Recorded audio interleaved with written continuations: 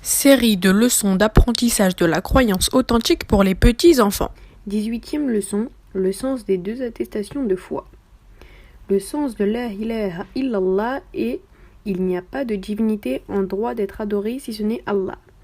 Il y a des fausses divinités qui sont adorées faussement avec Allah puissant et majestueux, comme quiconque adore les pierres ou les arbres, aussi comme quiconque s'oriente vers les tombes des prophètes et vertueux en les invoquant, en sacrifiant pour eux et en leur vouant des vœux. Et c'est cela la grande association qu'Allah et son messager éloge et salut d'Allah sur lui ont interdit. Le sens de l'attestation que Mohammed est le messager d'Allah éloge et salut d'Allah sur lui est le suivant.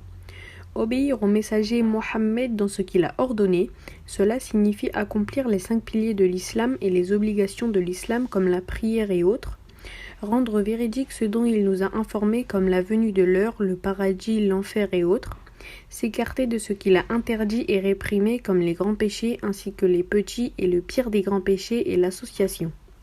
Adorer Allah uniquement comme le prophète nous l'a légiféré, c'est-à-dire accomplir les obéissances comme il l'a légiféré, s'écarter des innovations comme fêter la naissance du prophète et autres.